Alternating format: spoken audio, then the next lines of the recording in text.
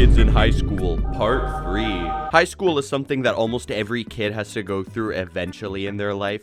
Sitting under the fluorescent lights, listening to the teacher blab about something that you don't care about, all the while witnessing some of the most peculiar individuals to walk the face of the earth. High school is the home to many different types of people, most of which I've already covered in these two videos, but I still have more kids I want to talk about, so let's just cut to the chase and start the video off with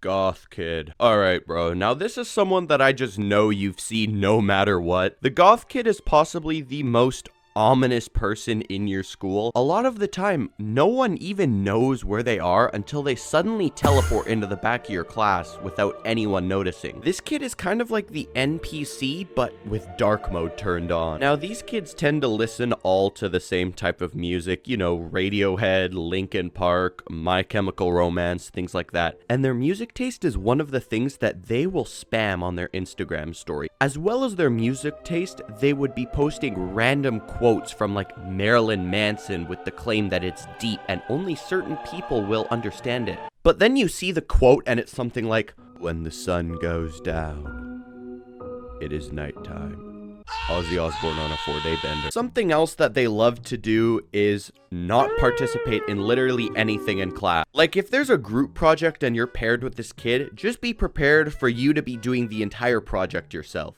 But then once report cards get around and they see that they're either failing or that they got a barely passing grade, all you're going to be hearing for the next 3 weeks is how it isn't fair. Bro, you know what would solve the problem? Actually showing up to class. Like, trust me, I was no straight A student in high school, and my teachers even told me, you don't even have to be paying attention. 50% of your grade is just showing up. Now, you may be scratching your head thinking, well, how do I find them? You know what, who am I kidding? No one is going to ever be asking that because they are so incredibly easy to spot. You see, there are two variants of the Goth Kid.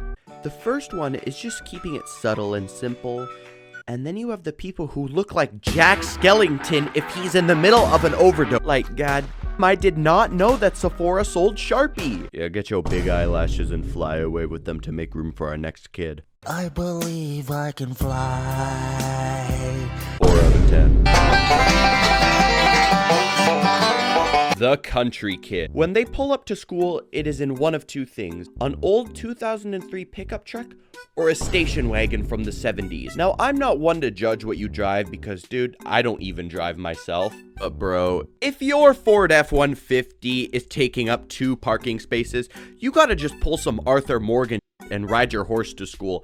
And honestly, that wouldn't even be the weirdest thing that he's done, because I mean, bro, he already dresses the part. A horse would just be the final thing he needs to complete his character DLC. Another thing that the Country Kid likes to do is trash on living the city. Like, the way that this kid describes living in the country is like he was raised by wolves, how hard he works, and every day how we wouldn't even last 10 minutes living out in his world. But have you ever actually driven past this dude's house? Because once you do, you'll find out that living in his world is actually living in a $2.5 million house. The only difference is, instead of a gated community, he just lives in East Bumble. 3 out of 10. Now, this next entity is someone who I can almost guarantee sends a little shiver down your spine.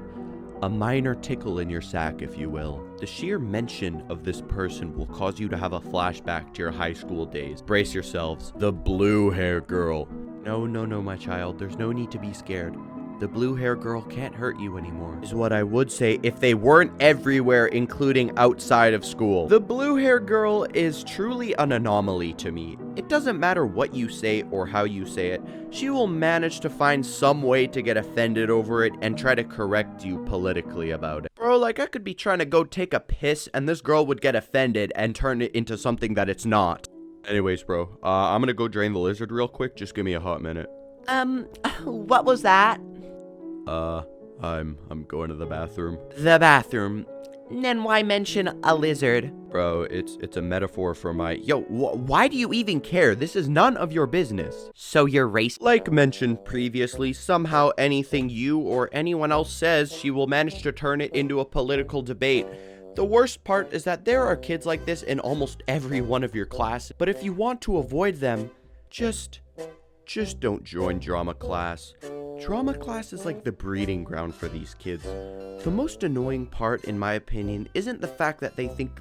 I'm not even gonna go further on this. There's a lot more I want to say, but I don't want it to take up the whole video, so we're just gonna skip to the ranking. Negative 10 out of 10. I hate these kids. Next one we got is the Sigma male. Now, the Sigma male thinks that just because they eat cashews and go to the gym maybe twice a week, that they are so much better than you. They get their thrills by making fun of people on the internet and in real life.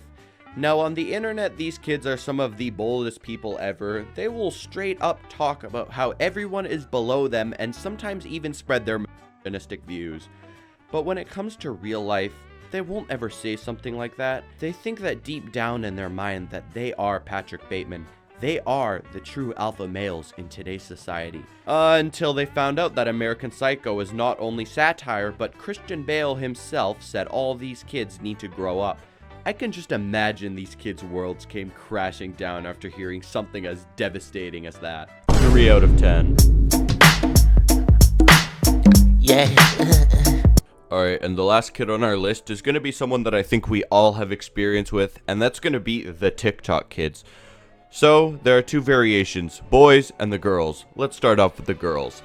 These are usually the people doing dances in the middle of the hallway, just blatantly getting in people's ways. Like, bro, there is a whole stampede of people coming down the hallway, and we have to go around you because you're too busy doing the renegade? Bro, are you serious? But then you also have the guys who will be just harassing random students doing these stupid TikTok interviews. Do you want this $3? Or double it and give it to the next? Oh, dude, I mean, I'm pretty hungry. I'll take the $3. Double it and give it to the next? Perfect. That's Thank you for playing. All of these kids are overall a nuisance. I'm just gonna give these kids a 4 out of 10. In conclusion, what have we all together come to learn? Nothing. Apparently nothing. If you guys enjoyed this video, you can leave a like, and if you like seeing content like this, I try and post once a week, so feel free to subscribe too. I also want to say thank you guys so much for 40,000 subscribers and for the support on the past few videos. Hitting 10,000 views on nearly every video consistently is just something I never thought I'd actually ever do. So thank you guys so much. Thank you. I love you all.